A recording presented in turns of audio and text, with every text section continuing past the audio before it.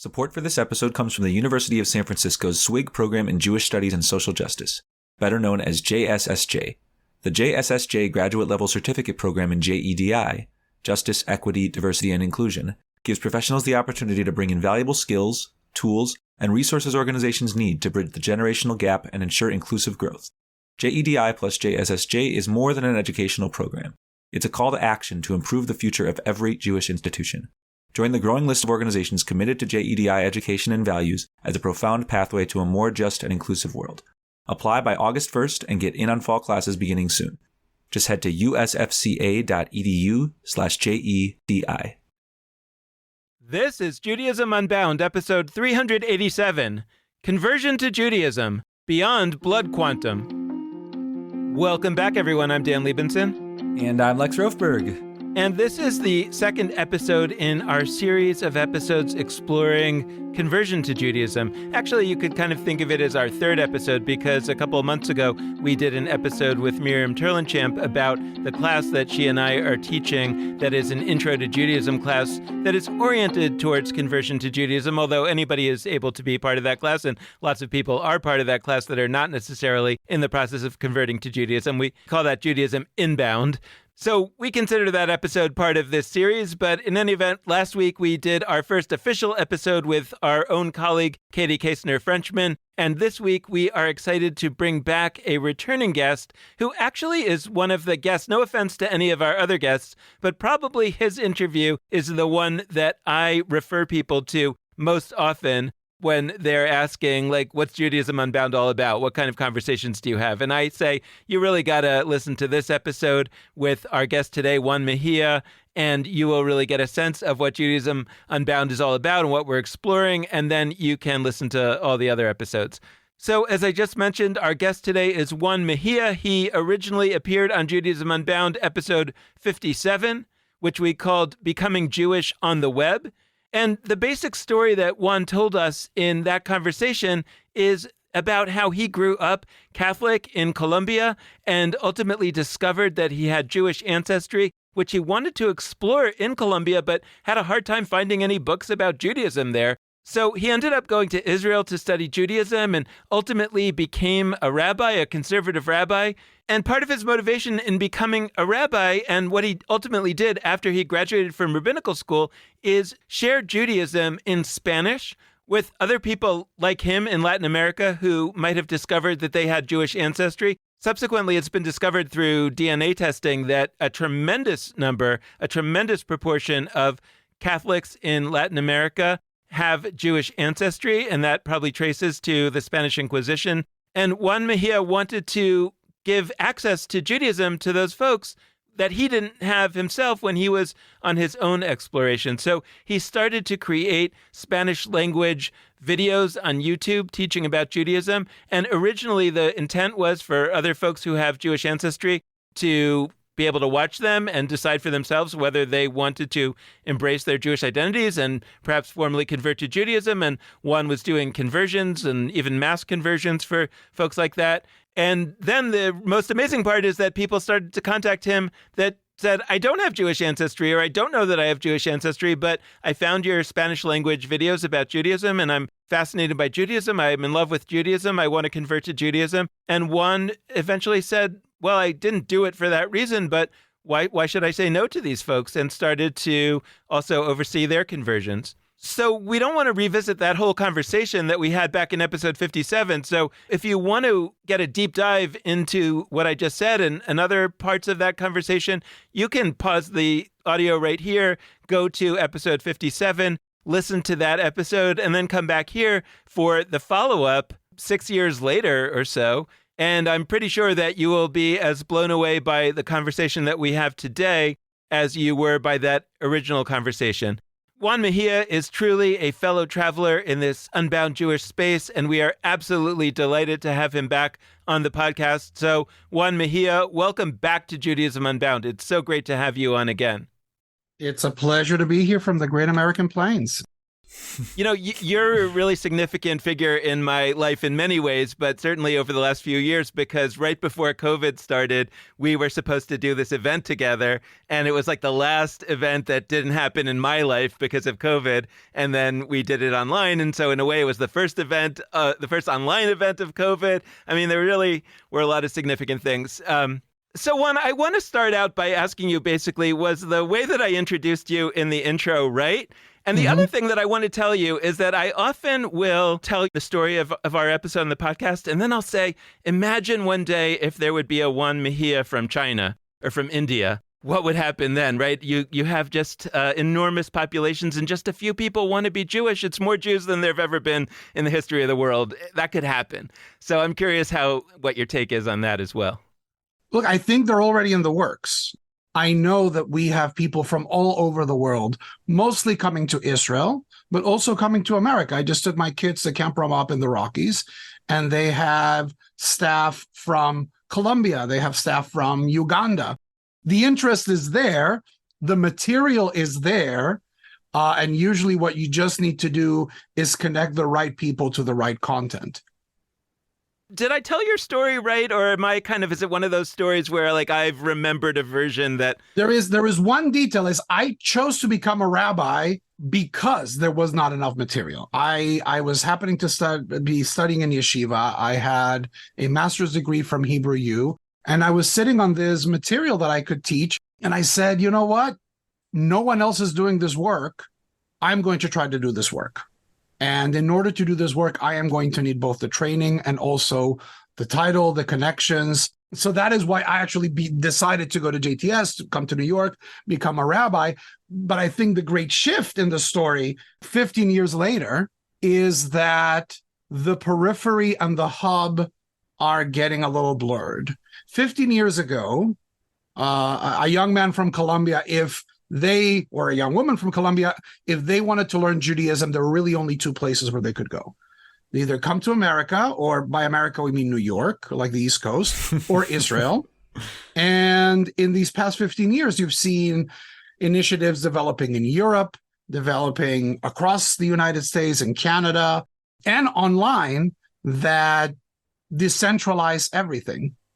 Decentralized learning, decentralized institutional life, and particularly since 2020, that process of decentralization has been accelerated by the pandemic and by the fact that people had to meet in these alternate spaces. We opened not only avenues into the traditional centers of learning like JTS, HUC, certainly institutions, Yeshiva University, Orthodox institutions.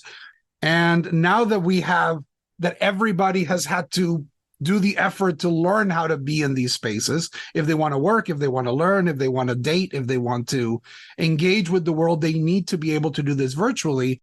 So now their menu of Judaism has expanded infinitely. 5 years ago, when you would say Jewish life, you would define it as a building full of born Jews. Or depending on where you go, the definition is far less charitable, right? Like in the minds of some of the leadership of America and of Israel, it's a room full of a certain kind of Jews.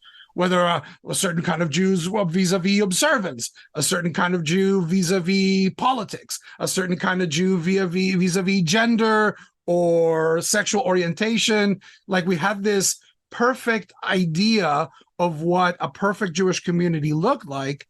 And right now that has been completely upended. And that is a wonderful opportunity, but it also creates a lot of anxiety for the people in power and like the way things used to be done. The institutions that depend and that thrive on the way things that used to be done are very worried about this new ways of doing things. Yeah. Okay. So I'm very excited about a few directions. First, I want to mention I saw a play this weekend here in Providence, Rhode Island, and there was a little talk back. It was related to some Jewish stuff. And I was one of the participants in the talkback, and a different person on the panel, they plugged their own organization and were like, hey, we've got this building in Providence, you should come by. And they actually made a mistake. They thought that Judaism Unbound, they thought that I worked at a building in town that I don't work at, because I work at home. I don't really work in Providence per se. I mean, I am in Providence as I do this work, but I am mostly working wherever people are accessing our materials. And it was this fascinating moment where, I mean, it was awkward because I had to be like, well, I don't work there. We don't have a podcast studio at this place that you think we have a podcast studio. But it was this funny check-in moment for me where I really was like, do I work in Providence? I don't know. And Juan, you mentioned that like when people talk about America, they often are presuming like New York City, where the rabbinical schools are or whatever. I spend a lot of time thinking about like, where do I work? For a long time, my answer to that was kind of, as I said before, like wherever people access our work. But I think that that's a little lazy. I think there are certain kinds of geographic locales that access us more, that might be like our neighborhood in some kind of sense, and others that don't. And one of those is actually related to where you live, where you work in a kind of geographic, physical sense, which is you're in Oklahoma.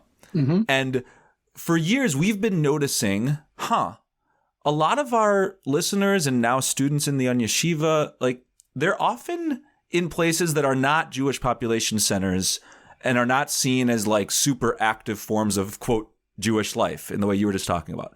And I think that's shifting too. I think the notion of where Jewish life is, because of the digital shift, people are becoming more and more used to like, oh, I go to a Zoom space and there's somebody from Oklahoma and there's somebody from Indiana and there's somebody from Australia. I'd love to hear sort of the sequel part of our first conversation with you, because we were talking about mostly the work you do in Latin America with conversion. You're now in a particular kind of American context that is sort of not seen as one of the main Jewish spaces. How does conversion relate to that? I mean, when we start to notice that Jews are a broader group than we think, when potential Jews are a broader group than we think, how does that also mean that Jewish community, quote unquote, or like Jewish population center can be a new kind of definition and can include places like Oklahoma or otherwise? That is so fascinating, and that you hook it to this. We don't have a podcast studio, but if we were doing this work 20 years ago, let's say that you guys wanted to bring Judaism to the radio waves, right? We would need a building. We need a building and an antenna and sponsors. Like, it was so hard. And now everyone's doing movies from their phones and everyone can do a radio play. And what is motivating people is true love for what they're doing. And 20 years ago, all of those resources, physical, monetary, but also cultural, were also tied to specific communities, which had a very core ethnic population that was being served by these institutions, but also being like shaping these institutions to serve just them. And if you ever cross the country in a car and stop at little Jewish communities, you will hear something that like Americans would say about Washington is like, oh, they don't care about us. The big alphabet soup of the coasts does not have little Jewish communities in Oklahoma or in Iowa or in Nebraska in mind, right? Like the materials they're producing are assuming that you have a Hebrew school with 200 kids, right? And these 200 kids all have... Which basically nowhere does, by the way, according to recent studies. I'll throw it in the show notes. Nowhere That's does. Not a thing. And that they have the similar experience like Hester Street and our Lower East Side and Ashkenormative narrative of who American Jews are. And for the longest time, innovation in the periphery was a labor of love. And this is something that I have discovered and gives me a lot of pride in my little community in Oklahoma City, is that it's really hard to be cutting edge unless you're in the periphery. Like, we have needs that the established D-sized, C-sized congregations in the East Coast, the Anshe Zabars of the Upper West Side, cultural Jewish. That's an amazing reference. Can you explain that a little bit for folks who aren't familiar? Anshe Zabars is a pun. Zabars is this very large grocery store in the Upper West Side. And people say it's the largest synagogue in New York because Saturday morning, Jews are there reading the paper, drinking coffee, eating bagels, shopping. And it's a very Jewish space, but it's a very particular kind of Jew. It's like New York, ethnic, Upper West Side narrative that in many ways projects as like, this is who Jews are. And if you look in the media, well, that's what Jews are, right? Like Jews are not black. Jews are not Latino. Jews are not plumbers in Oklahoma. Jews are like lawyers and like neurotic Upper West Side intellectuals. And what has been happening in this past 20 years is that if you don't need a podcast studio, neither do we. And because the needs of small peripheral communities are in many ways more pressing, because if we don't get leadership, we don't function. Right? Like we don't have this ethnic cushion to lie down and say, oh, well, we have like 3 people who, I don't know, are Israeli or they know enough Hebrew or they had like a really good Hebrew school education that they can come up and lead. If we don't do things, things don't happen. It is not just that smaller communities tend to be more tight-knit. It is not just that smaller communities tend to be far more inclusive. My Hebrew school, the Hebrew school that I run, that's my day job. I'm an education director at my wife's synagogue here in Oklahoma City, has Native American kids, African American kids, and they're all Jewish. And when they go to camp, when they interact with other Jews, they don't have the same hangups that we would have in New York. No one knows what Jewish looks like, and we know who the other Jews are. So we know there's Black Jews, and we know there's Asian Jews, and we know that there's converts, and we know that there's queer folk, because we need everyone. Everyone is needed for the minyan. If you don't show up, then the community simply collapses because there's no critical mass. And based on this passion of the periphery, which you're already also seeing in these communities of converts that are popping all over the place, in Africa, in Latin America. If they don't do it themselves, if they don't create the resources, no one is coming for them. No one is creating content for them. No one is catering to these communities. They have to mix and match and build their own thing, which is a fantastic process of education for them. But because we now have the digital tools of production and connection, right? They're very close to starting to put out their own kind of Judaism and speaking for themselves. And just the thing in Oklahoma, what would you say if I told you that here in my little shul in the middle of the American prairie that nobody, like everybody flies, oh, there's Jews in Oklahoma? Like in a place where nobody thinks there's Jews, we have a group of 20 people, most of them Jews by choice, but also queer folks and peripheral folks that are taking a scribal class together because we have a couple here in Oklahoma City who is making their own parchment. They're making scribal, they're making tefillin out of roadkill because they're vegans. They want cruelty-free sancta. And they said, no one is going to do it for us. We have the deer.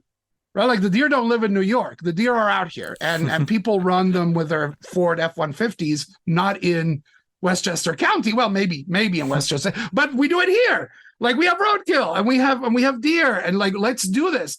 These people that establish this are laymen. They went online and they did the learning, and they asked their rabbis, and I helped, and my wife helped, and we built this collective of bur scheme. Why? Because we don't want to pay $40 for a mezuzah that comes from God knows where. No, if we're going to make an ugly mezuzah, we can make ugly mezuzahs ourselves and feel good. Like and by this, we will have empowered an entire congregation, right? Many people who did not grow up Jewish and like, you know what? Yeah, writing a mezuzah is hard, but it's something that can be taught. The tools that the internet has given us, the tools of connection and the tools of the ability to produce text or video or content has this revolution in education in which we really can access all of Judaism from wherever. It is not, oh, I have to go to the experts that live in this gilded tower in the Upper West Side and get the secrets of how things are done. The secrets are out. When the printing press came out, it was the same thing. Rabbis were complaining, Now people are going to make their own decisions, and this is terrible. The printing press is a horrible thing because it's putting knowledge in the hands of the people. Every time knowledge falls in the hands of the people, there is a gnashing of teeth and shredding of garments among the elites, but there is also A, rejoicing in the periphery, and B, the periphery really gets flooded. Because I said it once back and I'll say it again, our product is really good. We have a really good reputation. Even though there's only like 14 million of us, like we're in all the books. Judaism is so respected, like, oh, like this is the mother religion. Right now, people are looking for authenticity and they're looking for ways. And our name is up there and people are coming to the content. I'm fresh off of a conference that the Institute of Southern Jewish Life hosted, and I also lived in Mississippi for 2 years, and I wandered around the South to places similar to Oklahoma City and often even smaller communities. And what you're describing, the ethos you're describing, like the only synagogue I've ever been a part of that had a weekly Talmud study was in Jackson, Mississippi. They had a weekly Talmud study. It was very fun.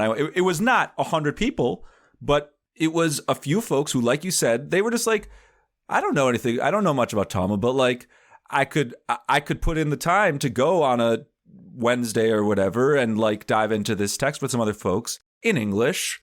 And every week for years, this continued. And I do find that almost everywhere you go in rural Jewish spaces, there's something that they're doing that is surprising that their people have just stepped up to do for exactly the reason you're describing. There's this bottom-up notion that is a result of not having a top. You can't be top-down when there is no top. If you don't have a rabbi, or if you maybe have one rabbi who is totally overwhelmed with a million things, the result is that people step up and create. And so you get a Talmud study, you get a film festival. I mean, there was a film festival every year, a Jewish film festival in Jackson, Mississippi. There was a Talmud study. There were all sorts of things that many bigger Jewish communities don't always do. And I also want to reflect on how in Jackson, Mississippi, and in Oklahoma, and in many other rural areas, religion is just a bigger, more central part of the fabric of what is happening in these are spaces where it's hard to not have any kind of religious home base. Like small talk conversation is, which church do you go to? And like you can say the Jewish church. That's a valid answer in many of these places. Bless your heart. Yeah, bless your heart. Exactly. But saying nothing is it's not like people aren't going to yell at you because it's the South and people tend not to yell, but it might be like, oh, what's the deal here? And so you end up, even with folks who are really dissatisfied with their religion of origin, even with people who like really are viscerally harmed by often Christianity in these spaces, but whatever their religious home base, they are often looking to find spaces that still are religious, but in ways that don't restrict their identities. And so they end up in Jewish spaces. And so you end up in a Jackson, Mississippi, or in many other spots, having communities that not only have converts, but are often like, they're the ones heading the committees and leading the services.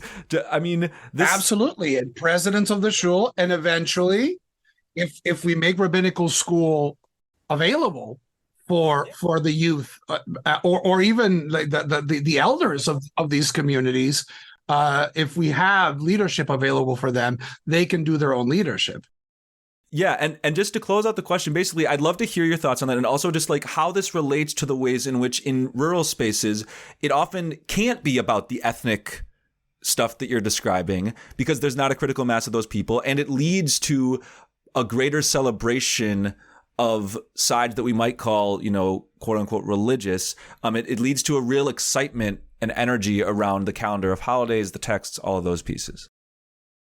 One of the beautiful things about the frontier, and I think this was celebrated in its time when it was happening, was the fact that even though New York and the big cities were touted as like, oh, this is the melting pot, no, Jews were like the Jews from Pinsk, as long as they could handle it, will go to the Pinsker shul.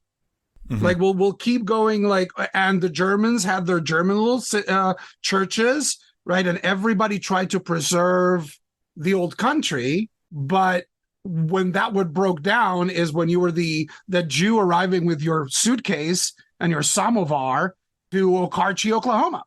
And you knew that it was you and maybe another dude. And, oh, he's Sephardic, or, oh, God, he's Galicianer, like he's from a different part of Poland. Or they don't even speak Yiddish because they've been in America here for a while.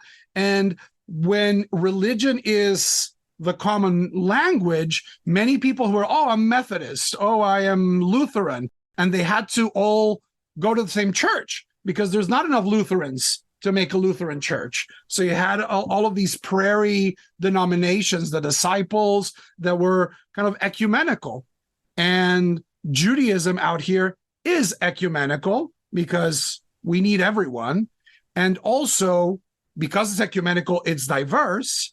And at the same time, because people are steeped in usually Christianity, like there's such a Christian narrative going on, if people want to exercise their Judaism, whether ancestrally received or exploring it as a, like, they have to do it in a very traditional way. There are no secular Jewish spaces in Oklahoma.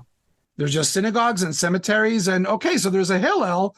You do social things, but there is still that notion of we need access to these texts. And what I tell my students in Hebrew school, it's not just that you need access to these texts because they're yours, because they're the Jewish tradition, is because people around you are reading these same texts in a very different way. And if you want to keep what makes you unique, right? If you want to be a Jew, then in many ways your identity will be defined in opposite, well, not in opposition, but certainly in distinction to what you have, right? So there is no comfortable ethnic cushion for small communities.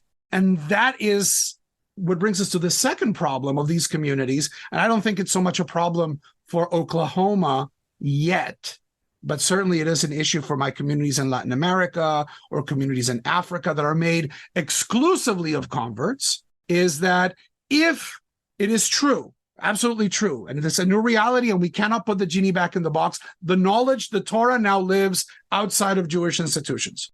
We have Sefaria, we have podcasts, we have, every year we come closer to, Google Translate is really getting better every year.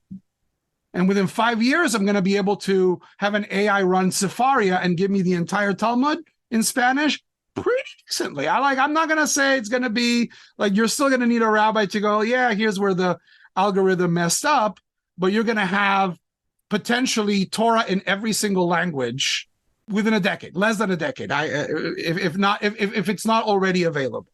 The big challenge is that because in the past 100 years, what has been the great Jewish project in the diaspora and in Israel? It's to succeed. We are now in modernity, and what Jews need to do is Jews need to succeed because success keeps us safe. That has been like the mantra in the diaspora.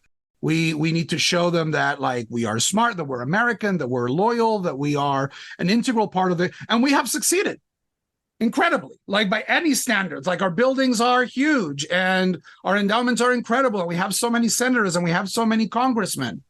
Great. You take the Israeli experiment, and we now have guns and land and all of the things that go with that. And these two narratives, when you enter them, and he's like, who did this? We talk about we the people. Who is we the people? Who built this? Who built this, and for who was this built? And usually the answer that people will come in New York is, it's for us. We the people. We the people that is Ashkenazi Western Jews, or in Israel, people with certifiable ethnic connections to the Jewish people. And now you have all of these communities that are really mushrooming around the world that say, I want to be part of this nation. I want to be part of this people. I now might have the blood quanta that I need. And it's sadly, in some areas, we speak about blood quanta.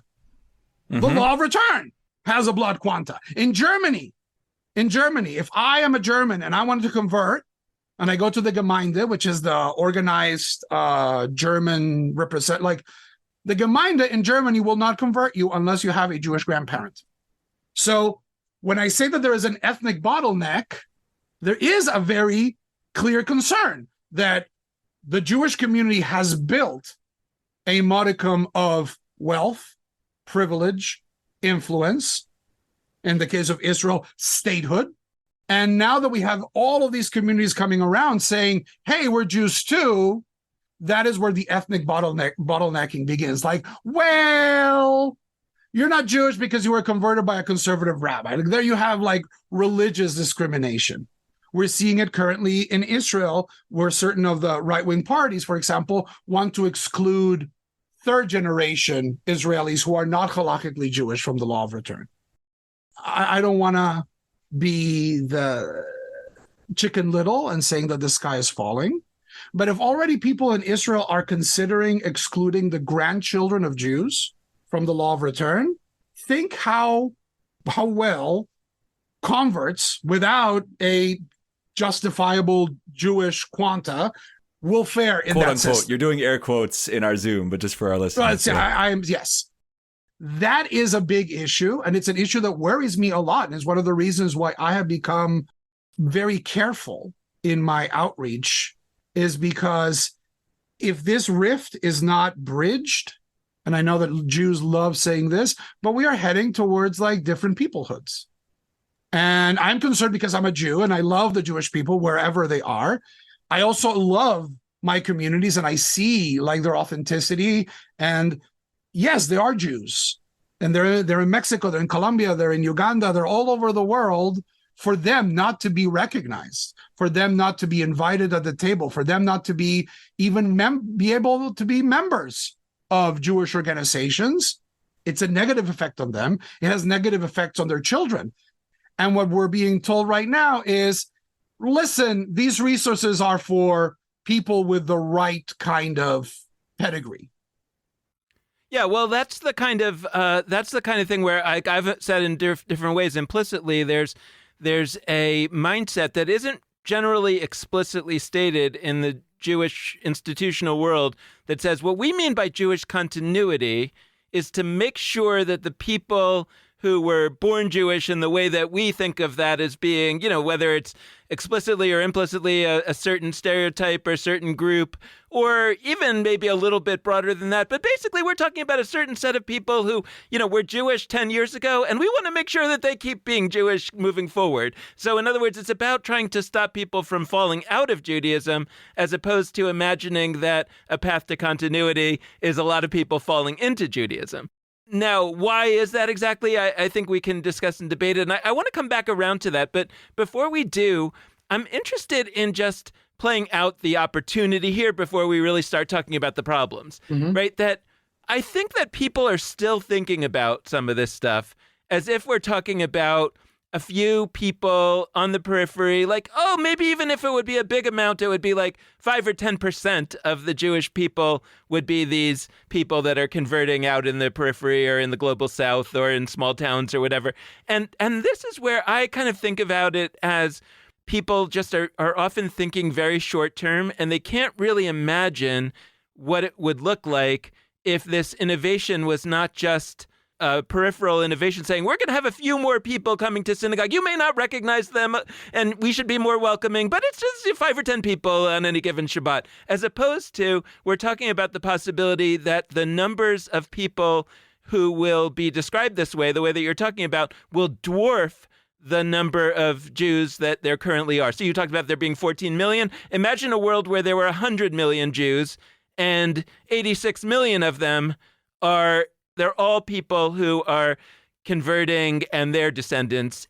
And so I'm wondering if you could play out a little bit. Well, first of all, like I think that's how you see it, but I'm curious how you would, if you would see it differently from how I just described it. But also, last time you said something really intriguing, which was that when you were officiating conversions of people from Latin America, often, you're a conservative rabbi, often they wanted to be Orthodox.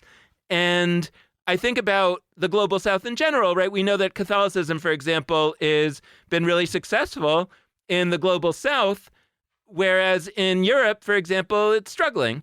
And so you wonder that there's a set of needs and a set of interests in the global South, just as one example, that are different from what we see in the global North. And I wonder if that's sort of inevitably schismatic if we're really going to look at, and not in a bad way necessarily, but like that we're going to look at a number of different versions of Judaism. And I'm curious whether, if that's the case, how you describe those different versions of Judaism that we might see in the global South, that we might see in the small town communities or any other groups, maybe among queer and trans folk. You know, what are the different Judaisms that may emerge out of a enormous number of people converting, and then, as you described, starting to put out their own materials pretty quickly? Right now, one of the things that people are craving is that sense of a little village, right? We tended to stay in neighborhoods where we had cousins and family and friends. Like, that is the beauty of the ethnic neighborhood, is a place where everyone knows your name. And eventually you have like those 20, 30, 40 people that you can rely on, like to take care of your kids, to give you a cup of sugar. And modernity killed that. I don't know my neighbors. I'm trying to be a better neighbor, but like, I don't share anything with them. And I'm in Oklahoma, so I'm Jewish and they're definitely not Jewish. So there's a lot of barriers, but people still want that wonderful third space where their spiritual needs are met, their physical needs are met. And also, and this is something that I'm starting to see also in the youth, where they can get help. And this was all what the vintage synagogue did. My synagogue today in Oklahoma, today is the 14th of Tammuz, I don't know when this comes out in the real world, but you're not in Providence and I'm not in Oklahoma. So we are also beyond time. That's right. Today is the 119th birthday of my shul, the 14th of Tammuz. And these guys created a place so they could pray, but also so they could get a little bit of money to help like the landsmen that would arrive. So now it's like the Gen Z who cannot make the rent, right? Or the single mother who needs, hey, Rabbi, can I drop my kid with you while I do this thing that I need to do? That's what communities did for each other. And we have been living in this desert of the American nuclear family, uprooted usually, right? Oh, we moved to Chicago and like it's me, my dad, my sister. And that is what we provide. And that is a need that is human. And I don't think it's going to disappear, even with all of the other needs that are being fulfilled online. And people are getting their Torah and they're getting their prayer from online. But I think eventually they will need someone close by, IRL, that will assist them and create community. And I think Judaism has a fantastic model for that. People who are Oklahomans, are deeply religious, but because they're queer, because they're left-wing, but whatever thing, they don't jive with the current state of Christianity. And they say, well, Judaism is where Christianity comes from. I want to see what's in there, and they find a home. Likewise, you have the people who want to be Orthodox because they're looking for authenticity. And here it's a huge paradox, because if the Orthodox world was able to get past this gag reflex on ethnicity, and we know that the Orthodox world is the most ethnic of the Judaisms, that is, like, they're really set not only in the way we do things, but like, you're from our community. Like, I'm a chassid, you're a misnaged. Not only I'm a Belzer chassid, and you're a different kind of chassid. And I know that those things are not as meaningful as they used to be, but if they could give up some of their hang-ups on ethnicity, they would absolutely overwhelm the rest of the Jewish people. I wouldn't say missionary. I think missionary is a dirty word, like in the Jewish world, but it became assertive. That is a beautiful term coined by Rabbi Alexander Schindler, who was the head of the Reform movement in the 80s, I think. And he was one of the guys saying, like, we need to go out. We need to go and preach to the unchurched, right? There's so many unchurched Americans. There is spiritual malaise. We have the answer. It's called Judaism, and we should be putting our message out. When that American non-Jew walks in looking for meaning, you say, welcome, right? He called it assertive Judaism. It's not proselytizing, because we don't knock doors. We don't have to knock at doors. It's annoying, right? So we don't knock doors because it doesn't work and it doesn't vibe with us.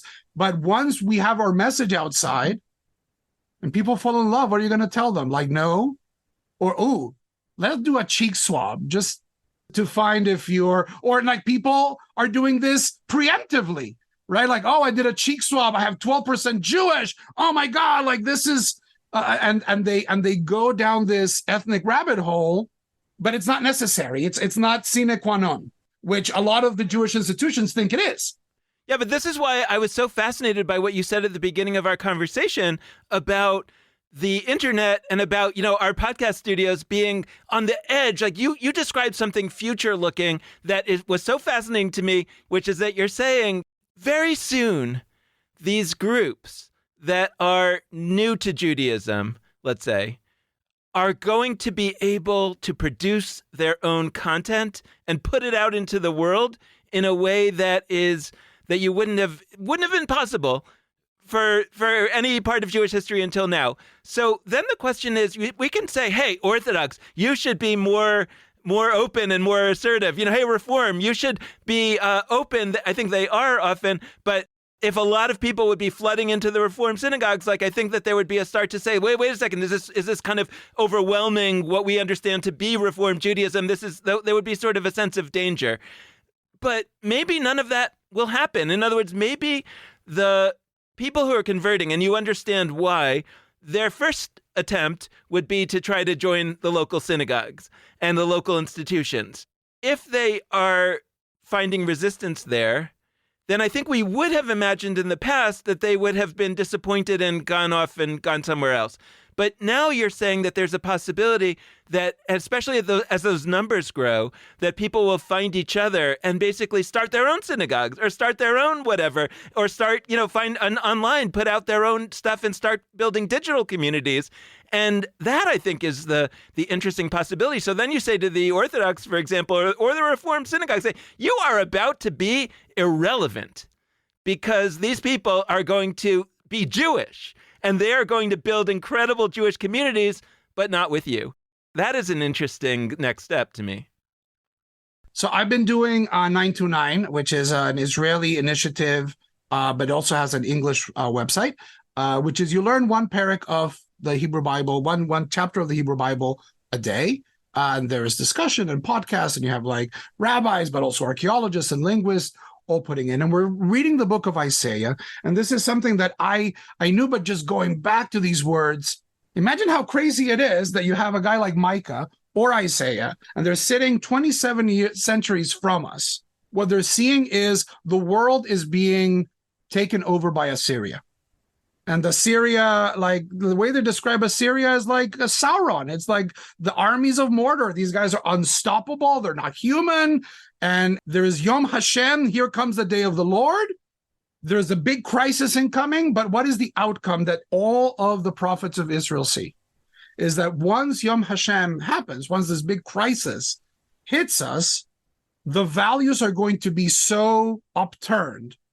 The Aritzim, the nobles of Jerusalem, who are sitting there in their finery, and Isaiah doesn't really like wine or timbrels. He sounds like a little bit of a party pooper, but because these guys are drinking while the poor people, while the periphery is suffering into the incoming storm of Assyria, and instead of saying what is their end game? Their end game is that once the crisis is over, everybody, all of the nations, will come to Mount Zion and say, wow, we never thought this crisis was going to happen, but you guys had like the code to make it through it. Teach us how to survive in a world in which things keep collapsing all the time.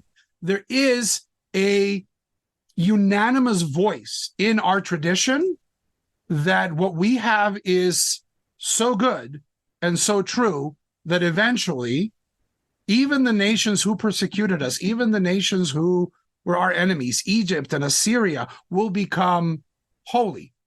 Will become holy in a Jewish way, will become holy. So I find this message very, very powerful. Not only because it's happening now, because it happened before, right? Like when you had the big upturning of the world with Alexander the Great, people flocked to Judaism, finding meaning. Like, what does it mean? I don't live in the world of the Iron Age anymore, right? And when the printing press came out, like, oh my word, the world's going to end. And now that we're in the other great upheaval, and we have the tools, what we're seeing is, again, this influx, which is unlike anything we've seen before. And because of that, yes, there's a lot of anxiety. There's a lot of fear. And I've said this explicitly. But if we let them all in, there'll be more of them than there'll be of us, which is, yes, what the Jewish tradition asks you when considering conversion is something short of miraculous, is that, right, in ancient Greece, you could not become a Greek. You're a barbarian? Hey, you can learn to speak Greek. You can be respected, but you're never going to be Greek. Heck, Aristotle lived in Athens, and his entire life was a metoikos. He was a foreigner. Like, you're not from the city, dude. You're Greek, but you're not good enough. Like, that is how a Roman citizen, right? Oh, you have to be Roman on both sides. And the Jewish people are the first people who said, you know what? She's a Moabite, but she's fine. She's good. Like, we were the first to say. That's a Ruth reference for folks out there. Yeah. Not only people come and live with us, but like this is all porous. Yeah. I want to be direct and straightforward, and I will say some things. And Juan, if you disagree or if you would frame it differently or more moderately than me, that is totally great, and you should say so. Go for the jugular. We have a word in English for the set of fears and anxieties around a newcomer group of people coming in and changing a society. That word is nativism. And we typically associate it with the right wing of politics. And historically, we associate it with segregationism. We associate it with, today with Trumpism. We like, a lot of Jews try to be not that. And I don't want to, there's lots of dynamics, and you were talking about Orthodox versus non-Orthodox. Like, I'm mostly speaking now to folks who are not Orthodox and probably as a result of that, invested in not being part of right-wing political communities often. It is sociologically and anthropologically fascinating to me that it's also terrible, but I think it's fascinating to me that a set of people who hold a negative set of worries about nativism, like people who would not want to be opposed to immigration from the global south to the US or from Muslim countries, people who are out there protesting to say banning people from immigrating based on the places they're from is bad. It is like anthropologically fascinating to me that many of those people will go and look at Jewish community and say that they are nervous about if a bunch of new people who are not Jews become Jews. And I'm saying fascinating with like a hint of not just fascinating. I think it's racist. It's tragic. It's yes. And I think that we need to look inward about it. Because I'm using nativism consciously because it's a little softer than like racism. I do think that the way that this plays out is usually pretty racist. And I think people are not always conscious of how, like, historically, the move of saying, no, I'm not opposed to a specific group of people. I'm opposed to a way of life, quote unquote, that my society has, a Southern way of life, an American way of life. I am interested in that staying the same. And so I am concerned about people who come from other ways of life coming in and changing that. That is used euphemistically to be racist. It is used euphemistically to outsider, to marginalize groups of people that are generally Black and brown, or in many cases, historically, we can look at the calendar of American history and say 1924 was a time when people in Congress said, there's been a whole bunch of these people from, Eastern Europe. We're just going to talk about it as a geographic area. We're not going to say Jewish. And so they made policies such that people could not immigrate from certain areas because they were seen as bringing certain ways of life that conflicted with American ways of life. And as a result, a bunch of people who might have left areas of Eastern and Central Europe didn't. And we know what happened in the 30s and 40s. I see that choice in 1924 as something that was complicit in the deaths of Jewish people. Like, I see, this is not a joke. This is not like just an interesting phenomenon. And once again, still what Dan said is right. I think like there's reform communities full of people that identify as liberals and progressives who, if a bunch of folks like converted tomorrow, even as they say, oh, we want to grow our community, we're worried about our membership. If that membership came from a bunch of folks who don't trace themselves genealogically to Jewish parentage, I think they'd be concerned. And I want to just visibilize that, like, this isn't just, an interesting back and forth about, do we want to, like, what are the give and takes of bringing in new people? And I think we need to tie it to the ways in which this historically has done deep harm to Jews and to folks who are not just Jews, who are marginalized groups. So, like, I guess I would love to hear from you more about, like, the opposition people feel to, like, a bunch of newcomers coming in. I do get that there's a way to have a not racist approach to this, where, like, yeah, there are certain rituals or ideas that you hold sacred, and maybe people, like, don't know about those rituals and you're worried about losing them. But when we have a history that we have, I think it's important for us to tie it to the ways that it's not just been benign. So can you talk to us a little bit? Like, I even think about, you said, if there could be more of them than there are of us. That's the language of demographic threat, quote unquote, that comes up in Israel all the time. There are literal differences in rights allocated to Palestinians and Israelis on that basis, because if enough Palestinians had enough rights, then the way of life is threatened. And in America, we've seen how, like, it's not just an Israel thing. It keeps on coming up. So how might we think about this in ways that tie to some pretty important threads of our world's and our country's history? We are not sowing in untilled land. There is a thing that we need to acknowledge. There is an aspect of our tradition which is born out of trauma, and that needs to be held compassionately and lovingly, and that is through the long, difficult history of the Jewish people, we have grown this notion of Jewish exceptionalism, which, by the way, is not supported by the scriptures. The chosen people, not like, you go read, chosen for what? And then, because of the constant tragedy, right, like this us versus them, and a Yid bleibt the Yid, and a Goy bleibt the Goy, which is like a Yiddish term that was said a lot, like 60 years, 70 years ago, when particularly women started to convert to marry Jews. Like, Jews are Jews and Goys are Goys. Like, you can't really convert. You can't really switch. The entire world was saying, well, the Jew is fundamentally other, and Jews were saying, yes, we are fundamentally other. Right, we are owning our trauma, we're owning our abuse by saying, yes, we are unique, and you're not us, and we are not you. 100 years ago, 1924, I think that's a good milestone, right? If you were to ask, like, Jews who at that point were being rejected from the coast of this country, like, is it great to be a Jew? Is it great nachas to be a Jew? Is it a great privilege to be a Jew? And they would say no. And then usually we say, like, whoever is crazy enough to want to be with us can be with us. What has happened in those 100 years? We have amassed an incredible amount of privilege, both in America, in Israel, and in Europe. Yeah, whatever. There's Jewish communities in Rhodesia and in Colombia and in Peru, but Jews, the majority of the world's Jews, are now very, very ensconced in the West. Europe, North America, Israel. Very clear axis that runs a lot of money, a lot of influence, and a lot of power. And that is where nativism comes in. Because nativism is, you're not afraid, like, yeah, some people are racist, some people don't want to mix and miscegenate, whatever. But what you're really anxious about is, why should they benefit from what we built for our children?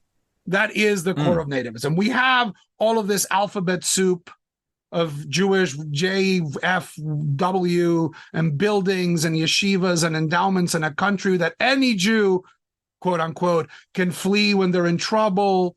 And one of the most powerful armies in the world defend two of the most powerful army in the world defending us.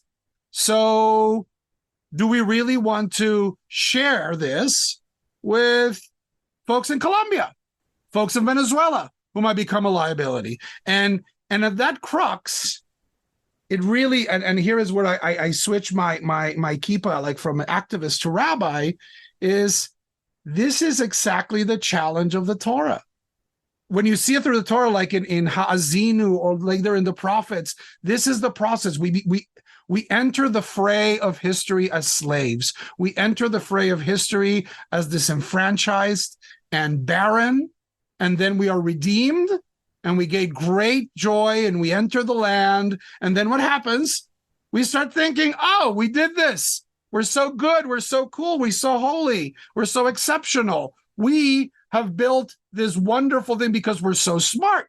Jews are smart. Jews are blessed, right? That's when the wheel starts to turn. Yes, we have worked really hard, but we haven't worked in a vacuum, right? We've worked in like we are working in a collective as Americans and the Israelis, and other people are putting their work, their labor. Like we did this, therefore it belongs just to us. This point in which you have Jews kind of forgetting that they were slaves in Egypt and saying, like, we don't want to share the wisdom. This is the Jewish people betraying its fundamental mission. I don't think we should become a missionary people, but we are definitely a people without a mission currently. What is our mission? What is our mission? Our mission is to thrive. We're like, to be powerful, we're powerful. To have a country, we have a country. To have sovereignty, we have sovereignty. We have all these things. What is it that you do with those things?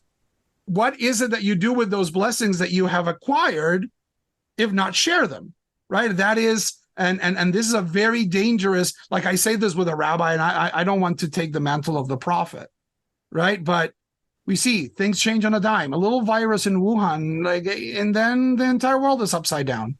The privilege that we have acquired as a Jewish community is finicky. And what we really do need in this moment is friends. And like for our message to become not just respected, but like if our message can transform American society, like that is the mission. And for the mission, we can't achieve it just with our 14 million incredibly smart, curly Yidden, right? Like, no, we need more people. It is not about the money anymore. And it's not about the landmass. It is about who can sway the most minds. It's about who can get their values to become useful for the new millennium. If we are not all burned to a crisp in 100 years, and in a world with whatever, 50 billion human beings, would 14 million Jews still make a difference? I want to ask you, we're talking about prophets here, and maybe we're nearing the end of our time, just being able to talk about we've talked a lot about Isaiah, sort of Isaiah's perspective of saying, j'accuse, these rich, drunk people living high, should be, and in this case, should be more open, and maybe even you're talking now about for their own self-interest. Agreed with all of that.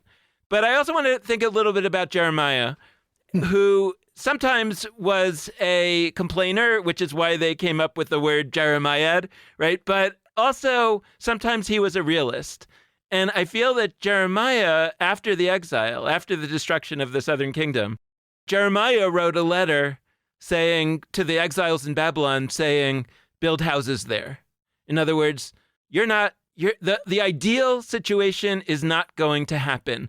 And so I feel like a lot of our listeners are the kinds of people that we're talking about, the people who have found Judaism, have found that it speaks to them, but not in the way that it has traditionally spoken to the organized institutional affiliators.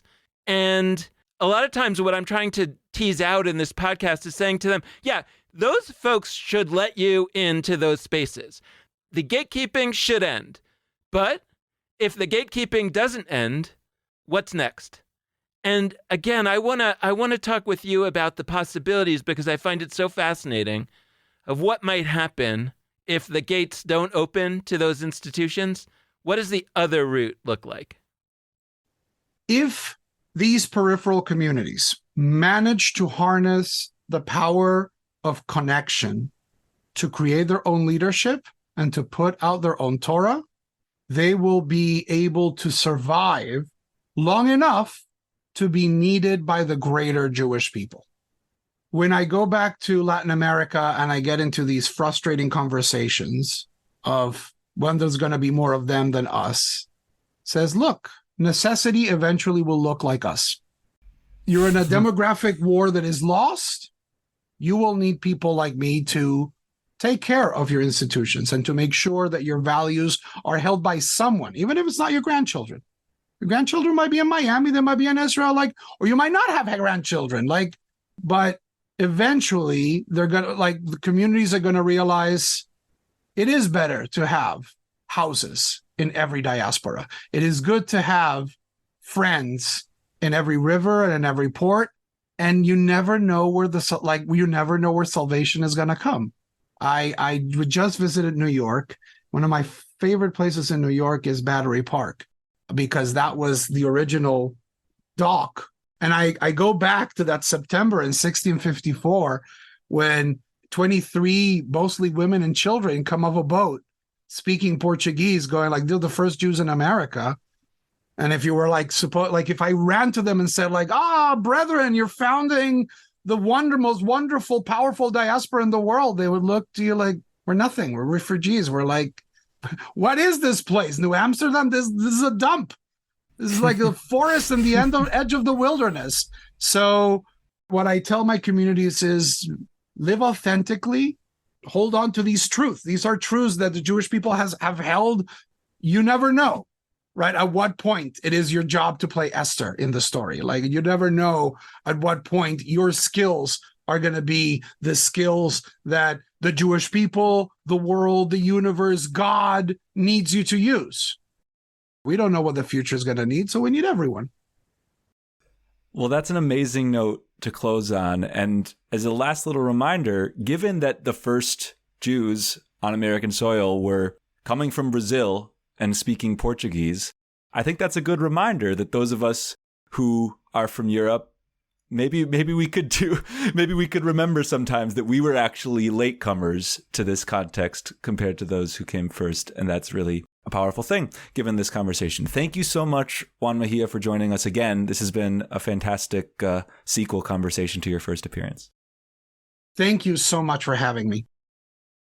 And thanks so much to all of you out there for listening. We hope you've enjoyed this conversation, and we hope that you'll tune in again in the future. We want to close out this episode in the same way we always do, by encouraging you. Be in touch with us. Send us a note. Be in touch. It's the best, and we love getting to know our listeners better.